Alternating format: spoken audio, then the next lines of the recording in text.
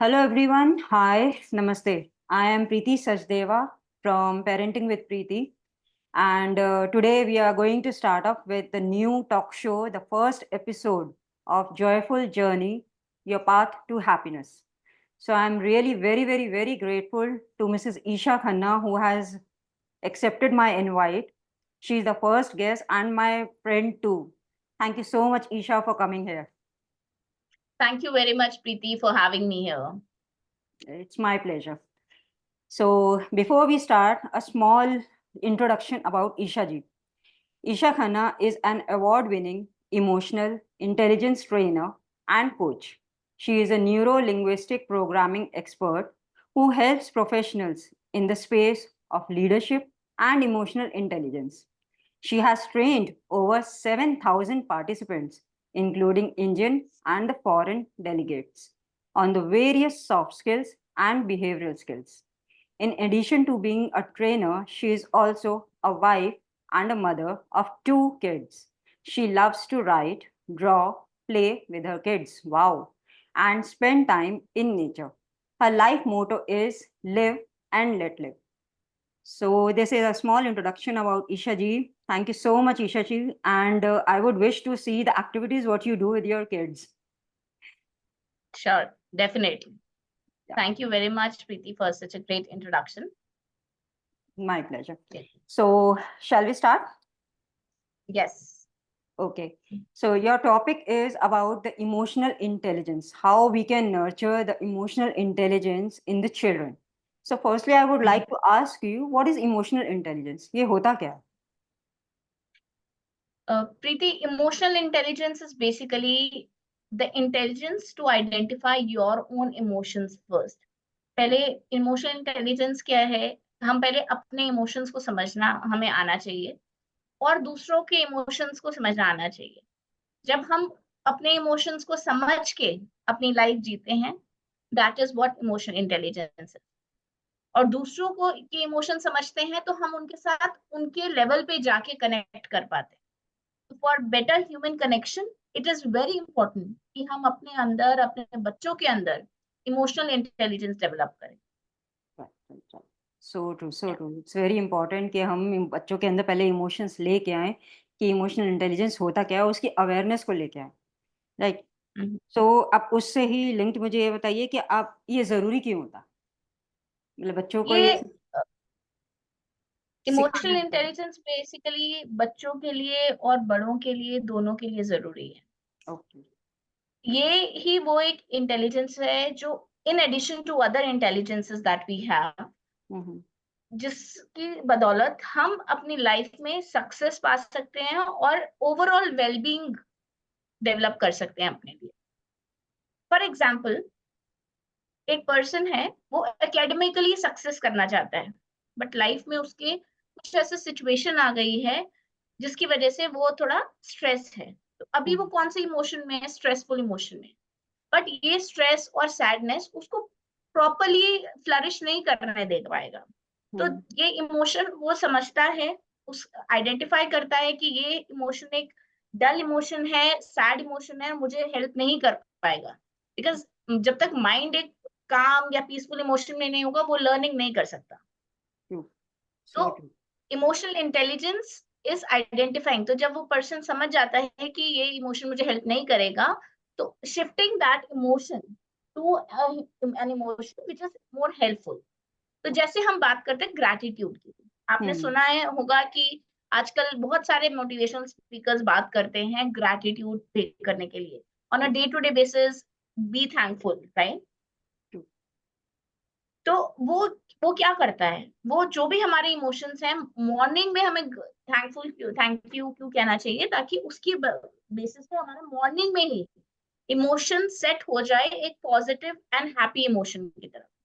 And then whatever will be doing the rest of the day, हमारा focus हम और अच्छे से बेहतर तरीके से वो चीज कर पाएंगे. So that's a part of emotional intelligence. That's wonderful. That's wonderful. Such a great insight you have given with an example कि किस तरीके से आप जो है इमोशन को वो कर सकते हो, मीन्स आइडेंटिफाई भी कर सकते हो. और अच्छा, ये चीज बच्चों को कैसे सिखा सकते हैं? मतलब कुछ टिप्स ऐसे हैं देखिए, जिसमें हम बच्चों को वो सिखाया जा सके कि कौन सा इमोशन क्या होता है? बहुत अच्छा क्वेश्चन पूछा है आपने। बच्चों को सिखाने के लिए सबसे पहले ज़रूरी ये है कि बच्चों के आस-पास एनवायरनमेंट कैसा है? जो बड़े हैं उनके आस-पास, क्या वो अपने इमोशंस को जानते हैं? तो एज़ एडल्ट अगर हमारे पास बच्चे हैं, तो सबसे पहले हमें अपने इमोशंस के लिए अवेयरनेस डेवलप करनी पड़ेगी। और अगर वो अनहेल्पफुल और अगर हमें इमोशंस एक्सप्रेस करने हैं, तो हम हेल्दी वे में एक्सप्रेस करें, ये बहुत ज़रूरी है। फॉर एग्ज़ाम्पल मैं बहुत परेशान हूँ क्योंकि मेरे पास बहुत सारा काम है। हुँ, तो अगर मैं परेशान हूँ क्योंकि बहुत सारा काम है और मैं अपने इमोशंस के बारे में अवेयर नहीं हूँ, बस मुझे ये दिख रहा है दैट आई एम स्ट्रेस्ड और मुझे ये दिख रहा है कि काम बहुत सारा है, बट मुझे ये नहीं दिख रहा है कि मेरा इमोशनल स्टेट क्या है। तो नेचुरल सा बिहेवियर जो हम लोग आमतौर पर घर पे देखते हैं कि पेरेंट्स या एडल्ट्स गुस्सा हो जाते हैं। बिल्कुल। यहाँ पे अभी हमें समझना चाहिए कि हमारा ये इमोशन है। अब हमें क्या चाहिए? हमें ये चाहिए कि शायद कोई हमें हेल्प कर दे या कहीं न कहीं थोड़ा-सा काम रिड्यूस कर दे। तो हमें असर्टिवली वो चीज़ एक्सप्रेस करनी आनी चाहिए, ना कि ऐसे दबे हुए कि हाँ भई हम बोल ही नहीं पा रहे हैं कि हमें ये तकलीफ है या हम ये चाहते हैं। तो हुँ, सबसे पहले पेरेंट्स को अपने अंदर अपने इमोशंस के बारे में अवेयरनेस होनी चाहिए और उसके बाद उसको पीसफुली कैसे एक्सप्रेस करना है, ताकि आप एनवायरनमेट डिस्टर्ब नहीं करो। तो जब बच्चे देखते हैं कि हमारी मम्मी एकदम पैनिक नहीं हो रही है, हमारी मम्मी एकदम डांट नहीं रही है या फादर एकदम एंग्री स्टेट ऑफ माइंड में नहीं आ रहे हैं, तो वो सेफ फील करते हैं और उनके लिए भी इजी होता है अपने दिल की बात कहना। हुँ, बिल्कुल। या बिल्कुल सही बोला आपने। यस। तो इसके अंदर जैसे आपने अभी पेरेंट्स के बारे में बात करी कि उनके वो बहुत सारे उनके अंदर काम होते हैं, तो काम की वज़ह से उनके भी इमोशंस फ्लक्चुएट करते हैं। So that's right. आप मुझे ये बताइए कि ऐसे कौन-सी चीज़ें होती हैं जो पेरेंट्स के इमोशंस को ट्रिगर कर देता है? पेरेंट्स के इमोशंस को ओके, ट्रिगर वेरी करने वाली चीज़ें क्या होती हैं? I understand. देखिए, कोई भी इमोशन ट्रिगर करने के लिए, कोई पर्टिकुलर इमोशन ट्रिगर करने के लिए अ, जो ट्रिगर्स होते हैं, इमोशन डेवलप करने के जो ट्रिगर्स होते हैं that can be different for different. Okay. For example मैं नॉर्मली मॉर्निंग में कुकिंग कर रही होती हूँ, जो बच्चों को स्कूल जाना है। हुँ, तो हुँ। यूजुअली मेरी बेटी आती है, उसको कोई डिमांड हो, कुछ ऐसा हो जो उसको पता है यूजुअली मना करते हैं हम या उसको येस नहीं मिलेगा, तो she would say stand on the door of the kitchen और से मम्मा मुझे ये एक नया वाला पेंसिल बॉक्स निकाल दीजिए। अच्छा बेटा, यू ऑलरेडी हैव इट। नहीं, मुझे आप नया वाला पेंसिल बॉक्स ही निकाल दीजिए, मुझे नहीं यूज़ करना है। You just bought it last month और वो अच्छा खासा फंक्शनिंग स्टेट में है। Right, right. तो नहीं, वो 3-4 टाइम्स वो बोलती, वो she would continue standing there and she would be adamantly, she would not move और वो वहीं पे खड़े होके वो बोलती रहेगी। हुँ, हुँ। पास्ट में जब मैं अनअवेयर थी इस सिचुएशन में, तो जनरली ये होता था कि चौथी, 5वीं बार जब ऐसा उसने बोला, I would just burst out of anger और मेरी एक एंग्री टोन में मैं उसको बोलती थी कि आप चले जाओ, जल्दी स्कूल जाओ एंड देन ऐसे नहीं चलेगा। हुँ, आप हुँ। मैं I am not giving you anything. Right, right, right. But उसकी वजह से क्या होता था, एक तो माहौल खराब हो जाता था, बच्चा अपसेट हो जाता था और उस अपसेट मूड में वो स्कूल जाता था। हुँ, जैसे-जैसे मैं मेरी अवेयरनेस इमोशनल इंटेलिजेंस की स्टडी के ऊपर पढ़ी, जैसे-जैसे मैंने अपने अंदर चेंजेस लाए, तो आई realise that 3 times I am fine, but the moment she says it for the 4th time, hmm, hmm. I lose my patience.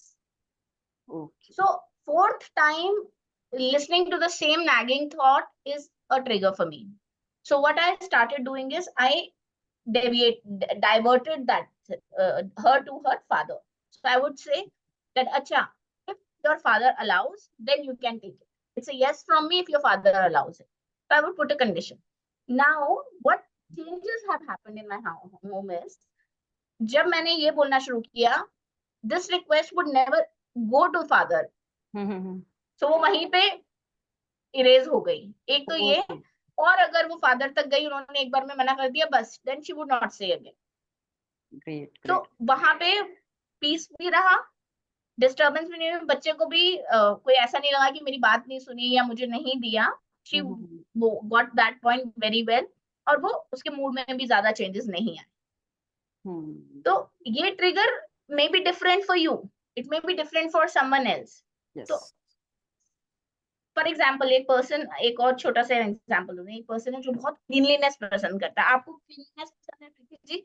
Yes, बिल्कुल। तो थोड़ी सी पसंद है, ठीक ठीक चलेगी, या फिर मतलब अगर नहीं होती तो पारा चढ़ जाता है?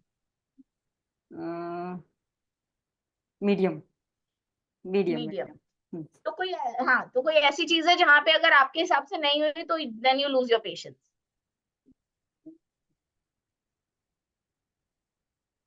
या समथिंग इज देयर, मतलब कभी अगर बेटी अगर कुछ ऐसा वो कर देती है ना, डिमांड ऐसे कर देती है जो पूरी हो ही नहीं सकती, and she is not listening to me, तो कभी कभार ऐसा होता है कि हाँ, गुस्सा आ जाता है।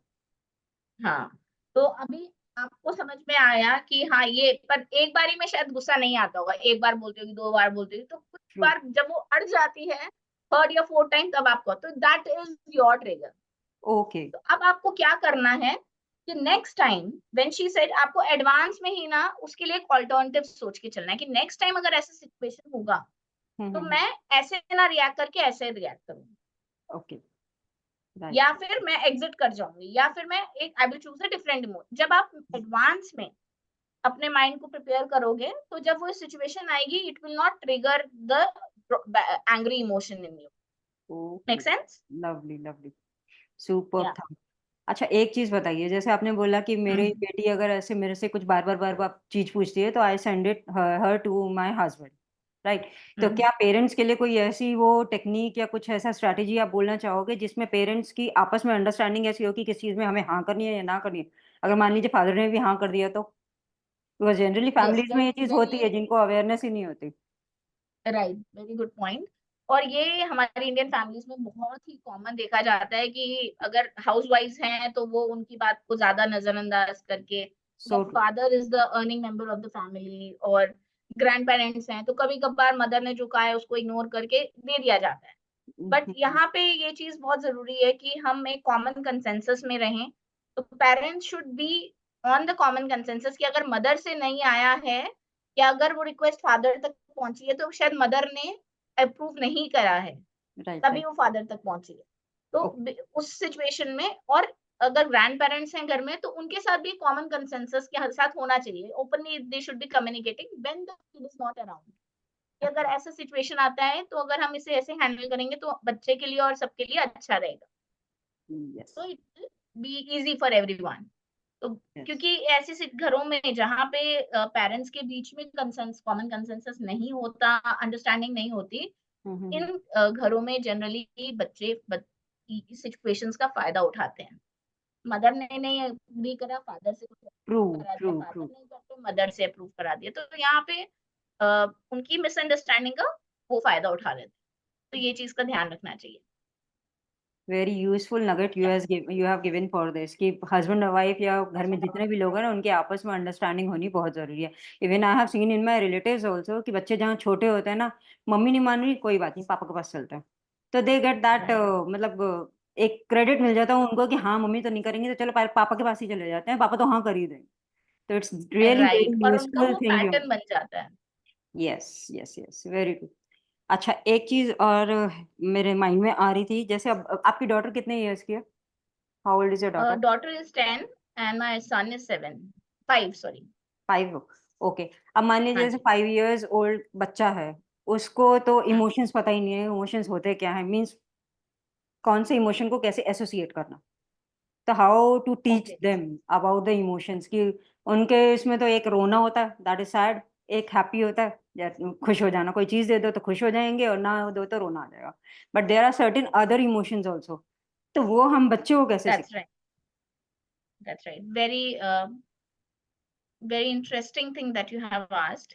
एंड इसी के लिए मैंने एक इमोशंस चार्ट एक मैंने अपने सामने खोला हुआ है। I am wow! Able to share the screen, can you see that? Yes, yes, yes. Very अच्छा, नाइस। तो ये इमोशन चार्ट है। जैसे बच्चे जब छोटे होते हैं, they don't know how to read these big words, तो ऐसे आप एक इमोशन चार्ट बच्चे के सामने रखिए और उसको पूछिए कि when do you feel lazy, when do you feel hangry, hmm, happy, hungry, hurt. तो अगर बच्चा छोटा है, तो अगर आपके पास बड़ा सिबलिंग है, तो जैसे मैं अपनी बड़ी बेटी को recently we were doing this activity, तो मैं अपनी बड़ी बेटी भी थी, छोटा बेटा भी था। मैं जी। अपनी बड़ी बेटी से पूछ रही थी कि when do you feel angry? तो फिर hmm. She shared some example, then I would ask my son कि आपको कब गुस्सा आता है? तो ही हम्म। इज लाइक कि जब आप मुझे डांटते हो तब मुझे गुस्सा आता है। ओके। अकम्प्लिश, तो मैंने ask my daughter, she said कि हाँ, जब मैं कुछ सक्सेसफुली कर लेती हूँ, जैसे मैंने कुछ ब्रोशर बनाया या मैंने कुछ प्रोजेक्ट अच्छे से किया, तो आई फील अकम्प्लिश्ड। ऐसे ही when I asked my son, तो उसने बोला कि जब मैंने ब्लॉक्स किए। तो अगर तो आपके पास सिबलिंग है, इन दैट केस आप उनका यूज करके ये इमोशन समझा सकते हो। अगर आपके पास वो नहीं है, तो आप एग्जाम्पल्स देके अपने लाइफ में से छोटे छोटे एग्जाम्पल्स पिक करके, जैसे आज हम घूमने जा रहे थे, तो मुझे बहुत एनर्जेटिक लग रहा था, तो राइट। आपको कब एनर्जेटिक लगता है? तो when you give these words, जैसे हम बाकी चीजें बताते हैं, हैप्पी, सैड, ये सब हम बताते हैं, बच्चे स्कूल से आते हैं, हम पूछते हैं how was your day? Right. Right. Every child is trained by now that they have to say nice or good. तो हम्म। मम्मा पापा कुछ नहीं पूछेंगे। तो now go a little further. हम्म। अच्छा, what was nice about it? क्या किया? आपने क्या किया? Who were you sitting with? आपका फ्रेंड क्या लेके आया था? आप क्या लेके आए थे? Did you share? आपको कैसा लगा? So when hmm. you discuss and ask these kind of questions, they will be able to express themselves. छोटे बच्चों को एक्सप्रेस करना ज्यादा आता नहीं है बिल्कुल। verbally. राइट। तो राइट। अगर हम ये एक्टिविटी करेंगे, तो इस तरीके से उनको हम इमोशंस के लिए अवेयर कर सकते हैं। Yes. Yes. Yes. This is really very useful activity. And मैंने भी कभी ऐसा ये चीज़ ट्राई नहीं किया था। बाकी yes, I would love to do this with my daughter also. मतलब उसको इमोशंस वैसे समझ में आते हैं, लेकिन इसके अंदर जैसे आपने एकदम स्पेसिफिकली हर एक एक चीज़ को समझाया है ना, तो that is more clear for the children, for me also, for the children also. Means जब पेरेंट्स को ये चीज़ अवेयरनेस होगी, उसके बाद ही फिर आप बच्चों को उस तरीके से समझा पाएंगे। That's right. Right. Preeti ji, आपकी डॉटर कितनी बड़ी है? She is studying in 4th standard, 8 years के। So might be 9 years old, या 8 years. 8 to 9। Okay. Now I'll show you one more thing. अभी जैसे जो आपकी डॉटर की एज ग्रुप के बच्चे हैं, तो उनके साथ हम एक और चीज कर सकते हैं, क्योंकि अब ये वाले बच्चे, ये तो इन बच्चों को थोड़ा अपने इमोशंस के बारे में पता है, जो आपने इनको इमोशनल वोकैबुलरी डेवलप कर दी, उनको पता चल गया ना।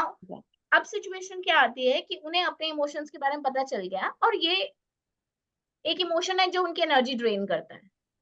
So then how would you help them identify their emotions and then shift them to something which will help them, which will raise their vibration? So for that, there is a emotional guidance scale which is there. Can you see the screen? Yes. Yes. Yes. Okay. Now, अगर आप इसमें देखो, तो there are certain emotions that are very low vibration and there are certain emotions that are very high in vibration. Right. तो जो emotions लो इन vibration है, जब हम ये वाले इमोशंस फील करते हैं, तो we feel very drained, depressed, we don't feel like doing anything. और हमने देखा भी होगा कि जब बच्चे सैड, जेलसी या एंजाइटी या ऐसे वाली सिचुएशंस में होते हैं, तो ज्यादा अच्छे से परफॉर्म नहीं कर पाते, ये बहुत प्रोक्रेस्टिनेट करते हैं, डिले करते हैं काम करने में। Now let's say we have identified, for example, I'll share one example with you. Sure. So few months back, my daughter had a contest. She does a lot of she does some public speaking, so she participated in this contest. She has successfully cleared 2 rounds. Now this was the final round, and she was really anxious to prepare when she was preparing that. And so when she was anxious, her vibration was high or low? Tell me. Low, right? So up with this low vibration, she would not be able to perform very nicely in the contest. So our my purpose was to help her change the vibration. So I asked her to write down and first pay gratitude to God for successfully clearing these rounds, and then set your intention for the future. Now, for example, now what words exactly she used was, thank you God for helping me clear these 2 rounds successfully in the contest, and I am happy and thankful to God that I'm well prepared for the for the final round. I have delivered the final round, the presentation very confidently. I am really excited with the performance I have delivered, and I'm thankful to God again for letting me enjoy the event to the fullest. So Right. Wonderful. writing now, this was something that is happening. This is called power of intention. So Yes, this yes. is going to happen in future, but उसने वो चीज पहले लिखी as if it has happened. वो लिखने से क्या हुआ, वो जो एंजाइटी वाला वाइब्रेशन था, एंजाइटी वाला इमोशन था जिसकी वजह से लो वाइब्रेशन में वो प्रोसेस कर रही थी, जी जी. That changed into gratitude, Yes. कि सब कुछ अच्छा हो गया है. Now, Lovely. if you notice, gratitude is a very high vibration. So Yes. when this shifted, she started preparing for the event as if it's a fun thing to do, and she's going to enjoy it, and everything has gone really well. ये intention जब उसने mind में set करके अपना contest perform किया, she did really great. That is the power of understanding emotions. And so हमें kids को ये सिखाना है कि पहले आप अपने इमोशंस, पहले इमोशनल वोकैबुलरी डेवलप की. Yes. वो डेवलप हो गई तो हम उनको बोलेंगे कि अगर आप किसी भी टाइम पे आप कोई डिफरेंट इमोशन फील कर रहे हो, तो कौन सा emotion, you have to identify. Once you have identified, then see कि वो हमारे हाई वाइब्रेशन में जा रहा है या लो वाइब्रेशन में जा रहा है. लो वाइब्रेशन में जा रहा है तो आप क्या ऐसा करो, तो जैसे बच्चे कभी कभार टेंशन में होते हैं या लोनली फील करते हैं, उनके कोई फ्रेंड के साथ झगड़ा हो गया, तो वहां पे अगर आप कोई ऐसे फ्रेंड के साथ कुछ अच्छा करते हो, कोई दूसरे फ्रेंड के साथ काइंड बिहेवियर करते हो, तो आप कौन सी वाइब्रेशन, आपकी शिफ्ट कैसे होगी. आप पहले डल फील कर रहे थे, now you will be excited, because आपके मन में क्या फीलिंग आएगी कि मैंने कुछ अच्छा किया आज, राइट. Yes, yes. तो that is how you would change it. Lovely. Same This is the with best doing things. practice. And I think even not in the toddlers, ये मतलब ये चीज तो किसी भी एज लेवल पे किसी भी बच्चे के साथ वो प्रैक्टिस कर सकते हैं. Right? यस, बच्चे के Even the साथ, एडल्ट के साथ. तो right. अब जैसे जो टॉडलर है, आपने सही बात बोली कि हम टॉडलर के साथ, बट टॉडलर को आपने आप उनसे पूछ, वो they are not in the stage to identify. तो आप पहले उनसे इमोशन आइडेंटिफाई कर, अगर आपको करवा पा रहे हो तो ठीक है, नहीं करवा पा रहे तो आपको देखना है, and then you have to put him into some activity wherein the emotion, the variation, vibration rises. Yes. तो जैसे अगर वो आपको पता है कि ये बच्चा कलरिंग बहुत अच्छे से एंजॉय करता है, तो आप वो सैड वाले में है, आप उसको कलरिंग बुक दो और उसको कलर्स दो, वो एंजॉय कर, और आप देखोगे उसका वाइब्रेशन चेंज हो गया. सेम, उसको पेंटिंग अच्छी लगी, गिव हिम पेंट्स. उसको ब्लॉक बिल्डिंग अच्छी लग रही है, give him blocks. Right. Absolutely. The very useful tip you have given for this कि कैसे हम low vibration से high vibration पे जा सकते हैं, and these things can be applied by the adults, by the parents also. पहले parents अपने ऊपर ये चीज़ apply करें और उसके बाद फिर वही same चीज़ हम बच्चों के अंदर भी वो कर सकते हैं. बहुत ही अच्छी चीज़ आपने ये चीज़ वो करी है. और इसके अलावा आप कुछ ऐसा पेरेंट्स के लिए सजेस्ट करना चाहोगे कि कैसे पहले वो अपने आप की वाइब्रेशंस को हाई करने के लिए या बच्चों के साथ कम्युनिकेशन करने के लिए किस तरीके से उनको कम्युनिकेट करना चाहिए, कुछ ऐसी स्ट्रैटेजीज हैं इमोशनल लेवल पे किस तरीके से हमको करना चाहिए मीन्स तो जैसे पेरेंट्स का कैसे, खुद मतलब का बच्चे काम कैसे अपने रहना है. फीलिंग्स एक्सप्रेस कर पाए. राइट उसके लिए पेरेंट्स को कैसे कन्वे करना, मतलब ये तो चीज हो गई एक वोकैबुलरी सिखाने की बात और एक वाइब्रेशन की बात है ना, लेकिन उसके लिए पहले पेरेंट्स को कितना और अपने आप को प्रिपेयर करना चाहिए कि so that they can get a good bonding with their children. Okay, तो उसके लिए सबसे पहले जरूरी है कि एक ओपन कम्युनिकेशन आप क्रिएट करो. आप एक सेफ स्पेस क्रिएट करो जहां पे आपका बच्चा आपके साथ कोई भी बात शेयर कर सकता है. अब वो आप कैसे करोगे? By when you ask them how was your day, और यूजुअली बच्चा क्या बोलता है कि हाँ it was good, and you get on with your work, he gets on with his work. But यहाँ पे कम्युनिकेशन कुछ नहीं हुआ. यहाँ पे सिर्फ टॉपिक छिड़ा, बट आगे कम्युनिकेट नहीं. तो यहाँ पे पेरेंट्स और पूछ सकते हैं, जैसे अच्छा what was good about it, आपने क्या किया, which was your favourite period of the day, which was the dull period of the day, किसके साथ आपको बहुत मजा आया, क्या एक्टिविटी करते हो बहुत मजा आया, क्या एक्टिविटी करते हो आपको डल लग रहा था या मजा नहीं आ रहा था, या कुछ ऐसे आप क्वेश्चंस पूछो. बेस्ड ऑन दैट जब बच्चा बोलना शुरू कर रहा है तो आपको ये ध्यान रखना है कि आप उसे जज नहीं करोगे। आप खुले दिमाग के साथ, खुले आंखों, खुले कानों के साथ पूरा इंटरेस्ट शो करते हुए उसकी बात सुनोगे। राइट। जब आप ध्यान से सुनोगे, जज नहीं करोगे, पूरा उसे अटेंशन दे रहे हो, आई कांटेक्ट बना के रख लो। अगर बच्चा छोटा है उसके लेवल पे जाके आप उससे बात करोगे। अगर आपके सामने मतलब ऐसा नहीं होना चाहिए that I am standing and the kid is down because उसकी हाइट छोटी है, अभी छोटा बच्चा है, तो I am talking like this. No, that's not that's not going to be effective. Yes. Effective कब होगा? जब आप उसके लेवल पे जाके, मे बी आप दोनों डाइनिंग टेबल पे बैठे हो और वो इधर बैठा है और आप उसकी बात ध्यान से सुन रहे हो और थोड़ा सा हेड आपने टिल्ट किया, अभी छोटा बच्चा है, उसके लेवल पे समझने के लिए। जब उसने ये सब किया तो आप उसके इमोशंस को एक्नॉलेज कर रहे हो कि आई अंडरस्टैंड कि तुम्हें ऐसा लगा क्योंकि तुम्हारा फ्रेंड तुम्हारे साथ नहीं बैठा, तुम्हें जेलसी फील हुई कि उसने तुम्हें चूज नहीं करा और किसी और को चूज किया। And it's okay to feel that वे।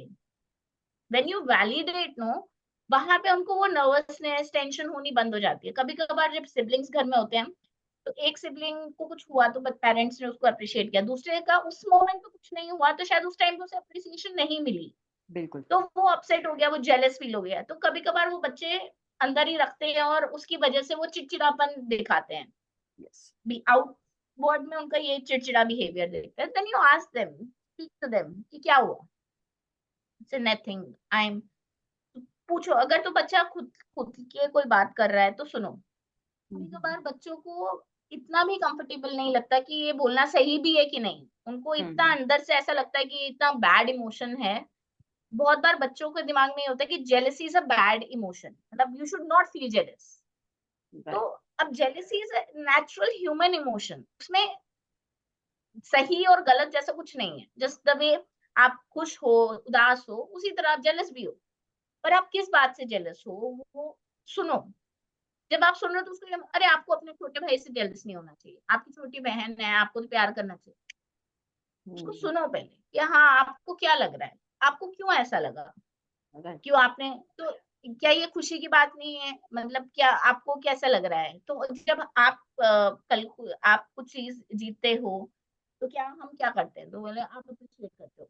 तो अभी हमने क्या किया, आपने अप्रिशिएट किया, तो आपको जेलसी फील हुई, वो अगर आपकी जगह कोई भी होगा उसको भी फील होगी। बट इट्स नेचुरल, तो डोंट थिंक कि आपको ये क्यों हुई या आप बुरे हो बिकॉज आपको जेलसी थी। वो आपको उसको समझाना पड़ेगा, उसके इमोशंस डिसमिस नहीं करने हैं ये बोल के कि अरे जेलसी नहीं फील होनी चाहिए या ये फील होना गलत है, अपने दोस्त से जेलस होना गलत है। नहीं, वो गलत इमोशन है, वो गलत टीचिंग है वहां पे। बिकॉज आप एक बार अगर उसको डांटोगे या उसको बोलोगे ये गलत है, ये सही है, नेक्स्ट टाइम वो आपको एक्सप्रेस करने में हेजिटेट करेगा। बिल्कुल सर, तो बिल्कुल। ओपन कम्युनिकेशन एनकरेज करें पेरेंट्स, पर उनको ही बताएं कि ये प्रॉब्लम कैसे सॉल्व होनी चाहिए। ठीक।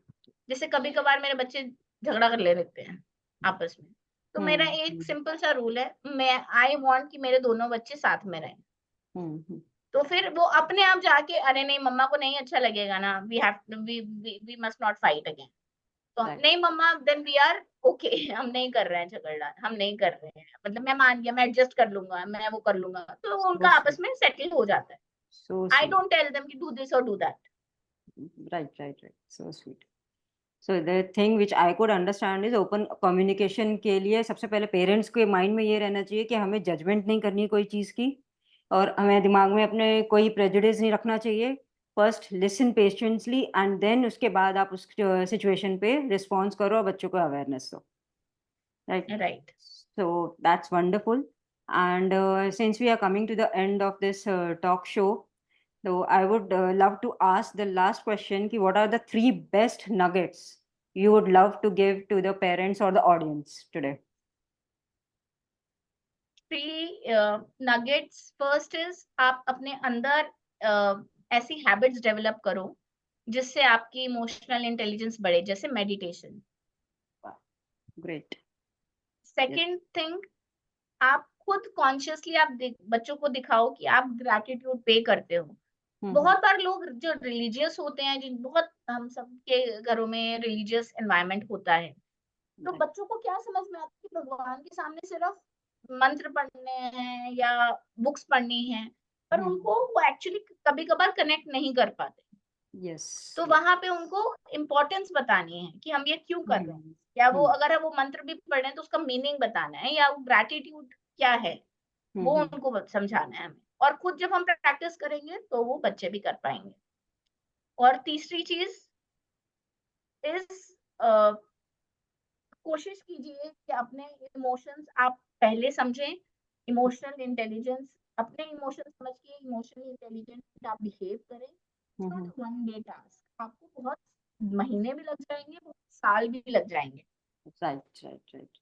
समझने में। तो गिव योरसेल्फ दैट अप्लॉज कि हाँ अच्छा है, आपने कुछ इम्प्रूवमेंट की। अगर फर्स्ट टाइम आपने कुछ अच्छा किया या आपके बच्चे ने कोई चीज डिफरेंटली करी, अप्रिशिएट, एक्नॉलेज दैट। उसी से आपका अपना इमोशनल इंटेलिजेंस भी बढ़ेगा और आपके बच्चे का भी, बिकॉज उसको कॉन्फिडेंस आता जाएगा कि the way he is thinking और बिहेविंग इज राइट।